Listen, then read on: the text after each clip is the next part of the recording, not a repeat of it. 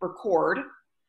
So excited to have all of you on the line and to have a special guest tonight, Associate Director Kimberly Martin, to share with you all some incredible sponsoring tips.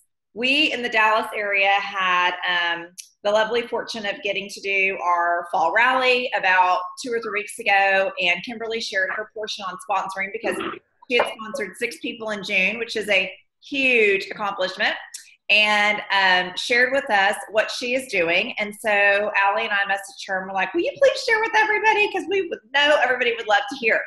So Kimberly, thank you for joining us and thank you for sharing your tips.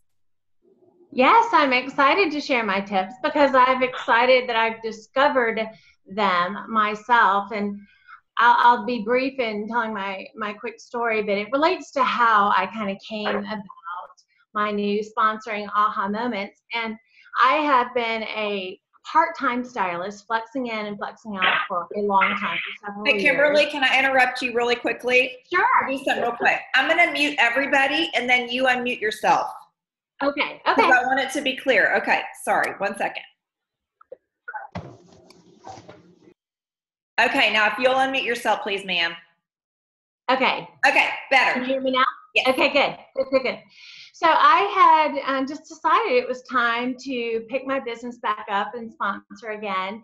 And I thought, if I'm going to do this, I'm going to do it efficiently. So I got a little geeky and went back and tracked my sponsoring. I've sponsored well every time that I've been active in our business. And I have to track in my traditional work. So for 15 years, I've been selling office buildings and shopping centers, and we have to track everything so the company knows how to spend its money. I thought, well, why wouldn't I do that with my sponsoring, just like I would with everything else in my business? So here's the good news. Our sponsoring is as simple as really 2 types of prospects. And to figure this out, I encourage you, whether it's now or later, to go back and look at your own sponsoring story, because everyone on this call was sponsored by somebody. And chances are you have those text messages between you and your sponsor, you have the emails, you have the voicemails maybe, or messenger, whatever method you and your sponsor use to talk about the opportunity before you signed up.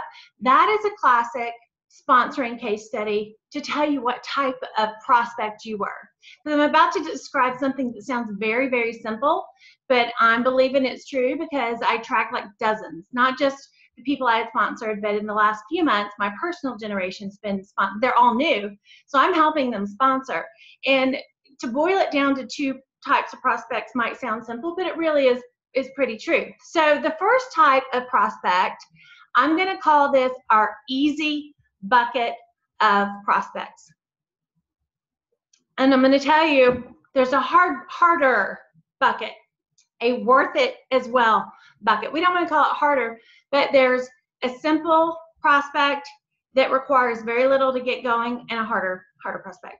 And I'll tell you how to identify them, what to do to get them moving, to sponsor, to sign up, and then how we could stub our toe. Because it's really easy to stub our toe, especially if we're dealing with somebody from the other bucket. If you're in one bucket, you don't recognize the other.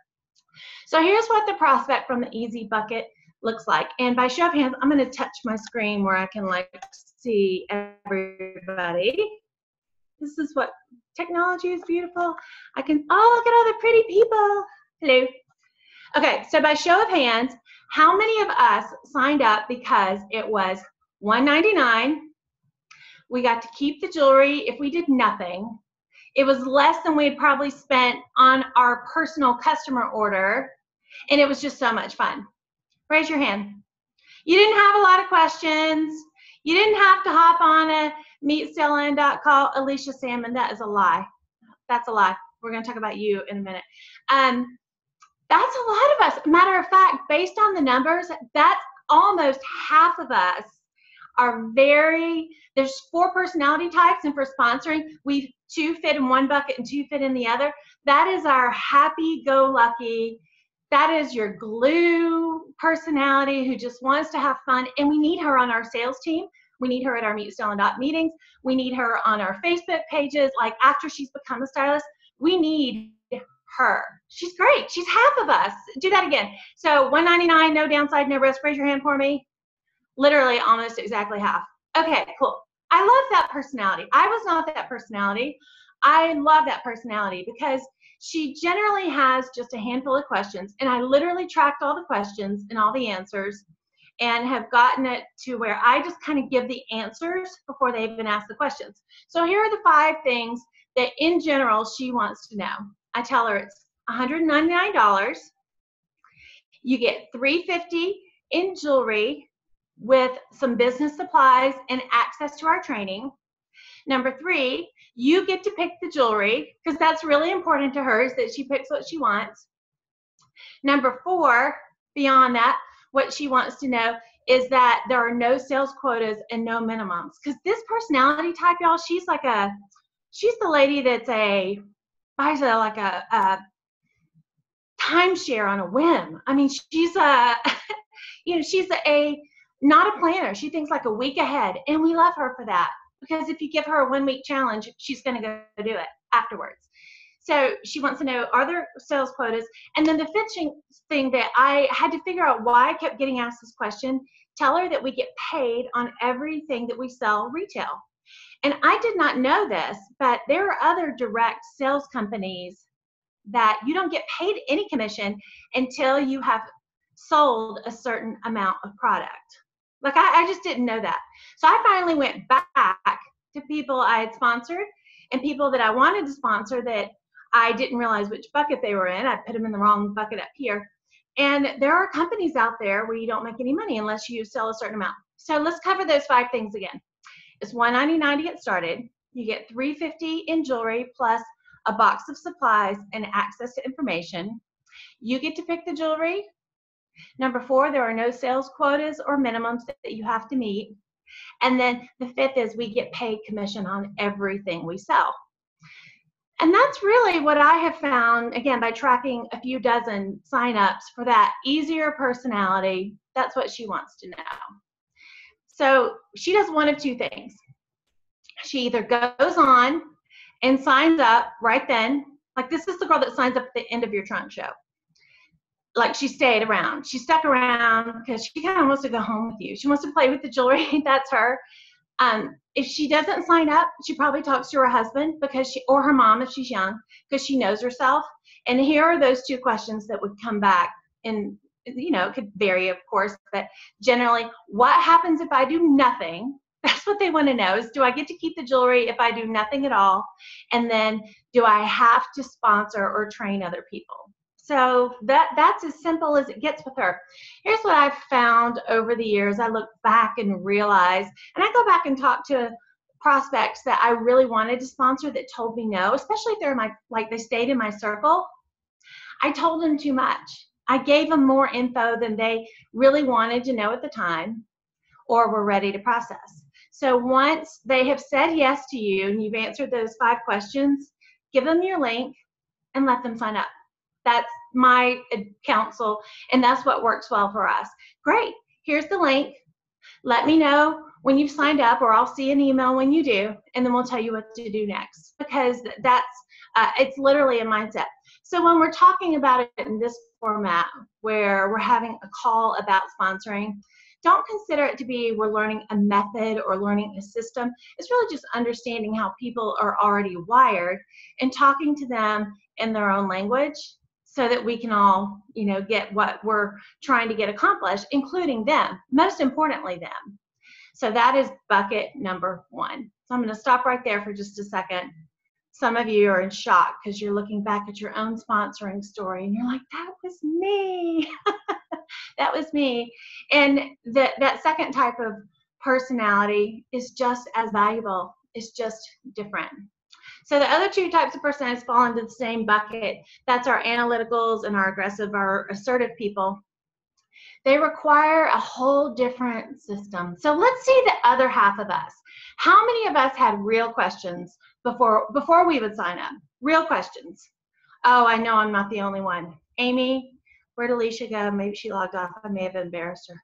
Audrey, let me see. How do I scroll down? The others of us, some of you have like made it where I can't see your face. That's hilarious. Oh, and that like fits your personality type. I love that.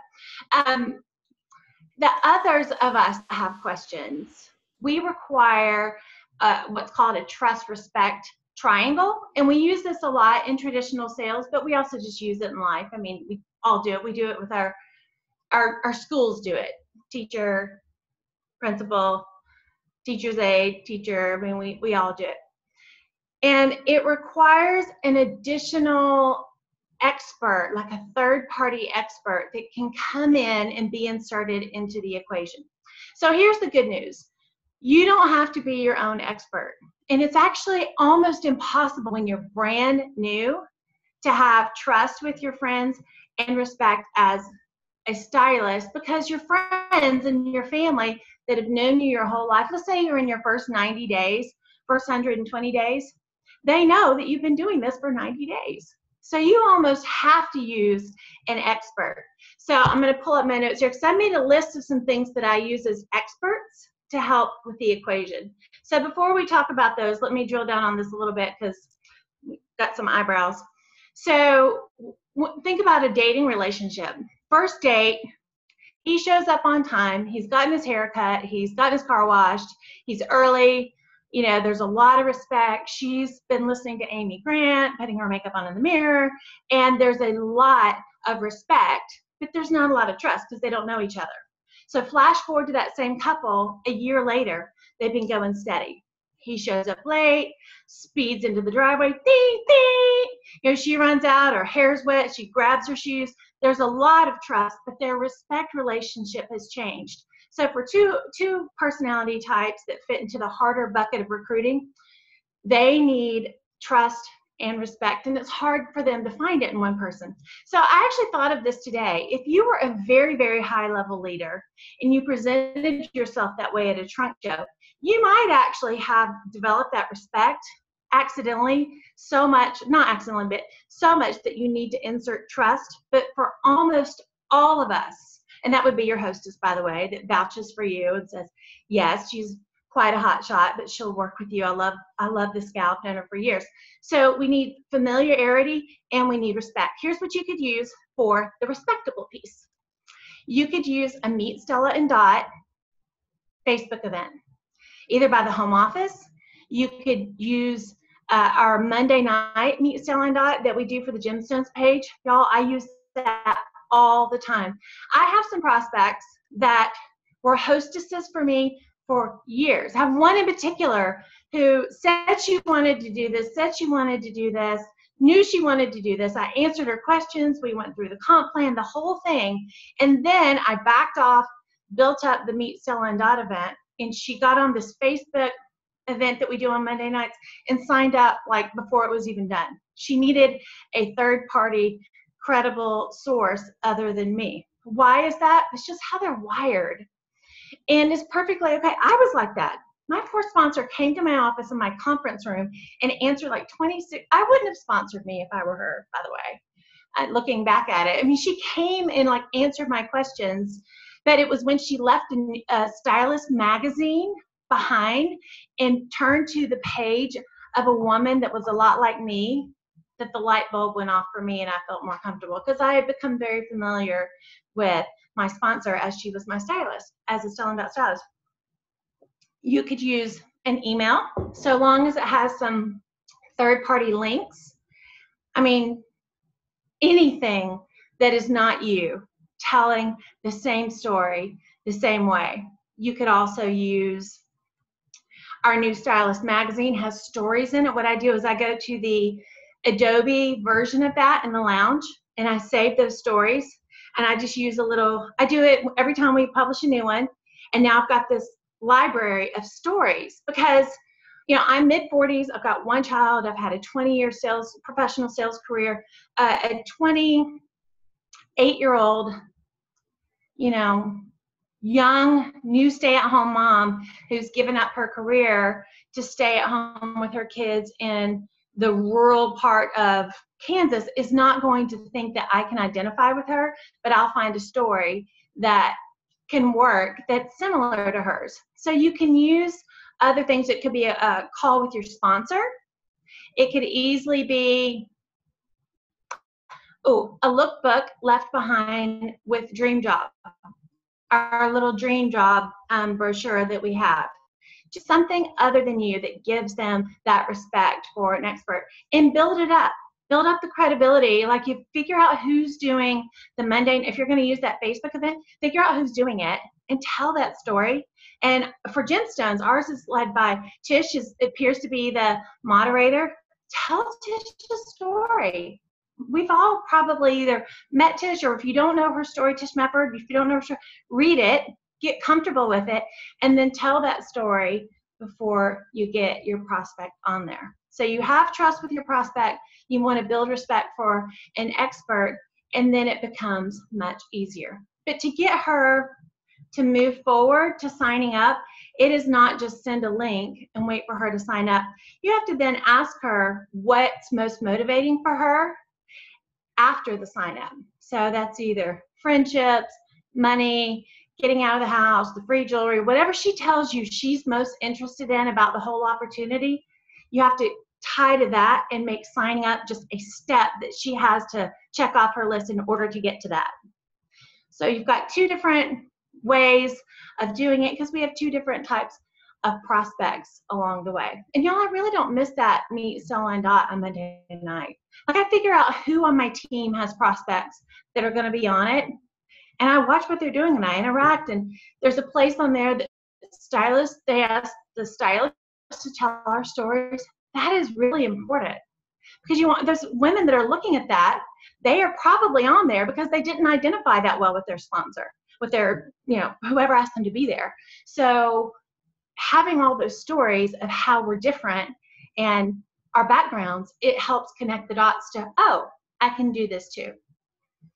So let me look through. Those are really the things that I have found make things simpler for me, is identifying what type of prospect we have and what type of third-party source I need to use or not. Christy, I think that's mostly what we covered when we talked the other day of having, those basic questions answered for the easier stylist. Those two buckets. And I got one question I want to ask you, but before I do, I would love to open it up to you guys' questions. So be thinking about a question that you might have for Kimberly, and she's agreed to answer some questions. My question for you, Kimberly, because this is what I always think about, and this is what I always get asked, is how do you find these people? Like, how do you find your easy bucket people, and how do you find your analytical people? Oh, yes, of course. So the easy bucket is really our social butterfly. If you're, I won't go into the personality test equivalent, but she's a social butterfly, or she is wanting to save the world. Like, this is how you spot the tree hugger is the wrong word, but the love bug. When during your group hello, you say that you're very proud that the company has incredible practices in its manufacturing and fair wage for everyone that, really has a part in manufacturing our jewelry, and she does this. That's her. So she's your love bug. Your social butterfly is the person who literally says, well, you going home right after this? There's a wine bar down the street. She is a great stylist too, but that's how you identify her with her. And I think this is probably too much for this call, but at some point we can boil it down to like an article that we can circulate. They wear certain colors of clothing, and they wear silver first versus gold. So this is someone who wears silver, wears very bright colors, and wears patterns a lot. That's who that really is. Whereas the harder bucket, if you will, is somebody who wears solids, and she's likes gold before she likes silver. And she has questions about the comp plan and what happens if somebody wants to return a product and how many people are on your team. She's asking detailed questions because she's trying to put herself into that situation. She might be fact-checking you while you're talking to her. And if she is, ask her, are you fact-checking me? Because then we sit down and talk. And that person wants you to talk to her very directly. And you should. You should just talk to her very, very directly, because she likes that. And if you don't, you might not be strong enough to be her sponsor in her mind, which sounds crazy, but these are our personality types. So that's our analytical type, and that is our more assertive type. And if you put someone like that in touch with one of those resources I talked about, I have an email that I sent out, I'm sure it's like everyone else's, that has a bunch of links at the bottom that shows all the things we've talked about, but from someone else's perspective. It has our story video, it has celebrities that wear the jewelry, it has business press about Jessica. It kind of covers everybody's potential questions on that email. That is a really good resource for me. And then of course, once a month I update it if we have a sign-up special or a hostess special or something like that. So you identify them literally by asking at a higher level, what is this person asking me? What is she really asking me? Is she asking me to go have fun?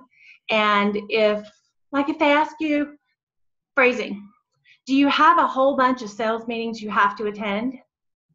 That is probably someone who is more of a leader and thinks she doesn't need meetings and training, which is fine. And somebody who says, ooh, do you get together and have girls' night out amongst the stylists and get together every time there's new jewelry and stuff?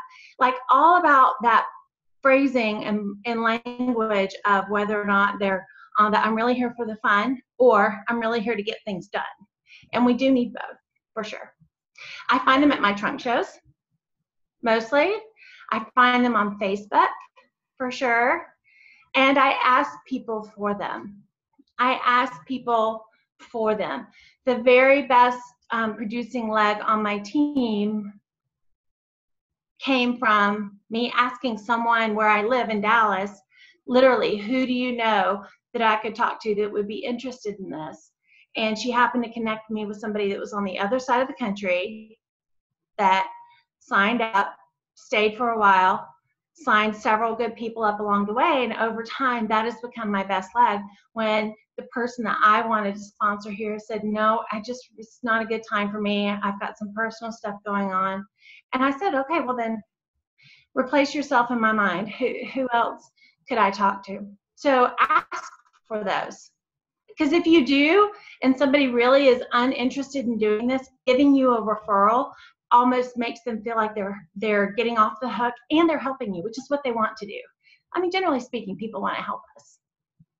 Is that helpful, Christy? Yes, very helpful. Okay, anybody else have questions? And if you do, you can just click on your tile, unmute yourself, and feel free to ask Kimberly any questions. I have a question. Hey, Emily. Hi, Emily. Hi. Okay, so I had like 4 or 5 people 1 month ask me about like my job and, like interested in signing up. And I, gave them the information kind of like you said, invited them. I've invited them to like the Meet Stella Dot. And then like I haven't, none of them have signed up. So I didn't know like if you had any advice for when do you maybe circle back with those people? Sure. Do you let it kind of just die out? Emily, well, we're using our 10-4 tracker, but I can't believe I didn't mention this before. I'm so glad you just asked that question. For that first category of person, we're talking about a 10-minute exchange. You just tell her what she wants to know, what it costs, what you get for it. Am I going to get paid on it? Do I get to keep the jewelry if I fail? She doesn't need any of that in most cases. I mean, I literally tracked a few dozen stylists. In those last few days of June when I was really looking to sponsor, I had a couple of gals that I went from, I've never talked to you about this, but I'm going to call you in 30 minutes. Take a look at this website. And we went from there to a text exchange where I couldn't even call her because that woman doesn't even like to talk. She likes to text. The younger ones do. And we didn't do any of that. We just went from, hey, I got something I want to run up the flagpole with you, to signed up in a matter of an hour or less. And she doesn't need all of that. Her brain just is wired differently. You may have needed that. I needed all kinds of information, like crazy, ridiculous, the amount of information I needed looking back at it. But that's just how I am wired. And I encourage you to stop and just say, well, here's the scoop ice cream. I actually say it. Here's the scoop ice cream. It's $1.99. You get $3.50 in jewelry. You get to pick it. We get paid on everything that we do, and there's no sales quotas. So you spent $200 with me last month. You spent $125 with me when I met you 2 months ago at that trunk show. I think you have no risk here. I'm going to send you a link. I think you should do this. And that's also a person that really appreciates being guided, saying, hey, there's no risk here. I think you should do this because I think you'd be great at it. The fact that you think they would be great at it is probably all they need. That's probably all they need. I love how you just said it's a person that appreciates being guided, because honestly, so often, y'all, we get overwhelmed with making our own decisions. And we know, all of us know, this is not that big of a decision, but we create it in our head. So I love that. I wrote that down. Appreciate being guided. And frankly, Emily, I think the disconnect is when we were plucked out of one bucket and we can't identify with the person from the other bucket. Like, I would have never made any major decision where there could be real upside or a real downside without knowing for sure what the real upside was and what the real downside. I mean, I was just floored at those first 5 people that sitting at checkout chat said, well, how much is it to sign up? And me being tired said $1.99. They're like, well, let me get this order and then we'll just sign me up. I mean, I almost talked a dozen people out of that over the years because I just couldn't process. Like, wait, let me tell you more. And I probably ran off who knows how many great stylists, but that's all they needed to know was that it's $1.99 to sign up. I get to keep the jewelry. And if I don't do anything ever, it's okay, but I think it looks fun enough to try it. So it usually, and it goes the exact same way in the opposite side. When we are that person and then somebody wants us to explain the comp plan to their husband, we just run. We just go. We're like, well, here's a screenshot of this really complicated chart. And if you want to know about it, I mean, we just run. So I think understanding, we all know how to deal with ourselves, understanding how to deal with the other type of prospect is probably where the gold is, because we need both. Does that help a little bit? Like all these people that have all that info, they very well might be overwhelmed. So do you suggest then, like, going back, like, you know, I don't want to like keep. You can call them and say, hey, you know what? I probably just threw way too much at you. Here's the bottom line. It's $1.99. You get $3.50 in jewelry, and we're not asking for a kidney. Yeah. And that's it. Or maybe you won't say that loud. Just use your own words. It's just, I probably made it more complicated than it is. I think you would really enjoy this. You should just, here's my link, and send them the link. Okay. Thank you. Yes, to try that. What's the worst thing that can happen at this point if they're not responding to you? Exactly. Kimberly, I have a question.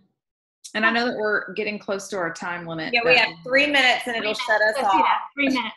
Okay. So my question is, what is your most common way of warming people up? Opening the conversation. I mean, Allie, I have such a love for people. When I approach them, I make sure I really want to sponsor them because my sponsoring ratio of getting people to say yes has gotten better. And I literally look through their pictures and see if I can sort through in my mind based on a conversation, or maybe it's someone I don't know. I'm recruiting people I don't know all of a sudden, which is kind of weird. Asking them, I ask them, hey, tell me what's most important to you. I want to talk to you about Stella Dot. If I gave you a list of these 4 things, rank them for me. So it's fashion, discount on product, camaraderie, or money. Those are the 4 things I give them. And based on what they tell me, that tells me how to warm them up. So if they say fashion, I just send them pictures of jewelry, and then I ask them to join. If they say money, I literally might screenshot my last month and make my disclaimer saying, hey, I've been doing this for several years, part-time, and this is what it can look like for me. It could be the same for you eventually. I mean, just like I warm up based on what they're interested in, because you want to approach them with something that matters to them. Okay. And if I don't know, I ask them. I ask them what's important. Okay. I'll have to call you on that later. Okay. It's about to shut us off. I want to thank Kimberly. And Yes. so much for your time, so much for your tips. And I love this. Easy bucket, analytical person, and able to kind of figure out where and who fits into what. Thank you guys so much for joining. Thank you, Kimberly. And I'm going to record, or I did record this, so I can share the link, and you guys can rewatch it if you want to take more notes or share with a team member. So have a great night. Okay. Thanks, guys. Thank you all. Bye. Thank you. Bye.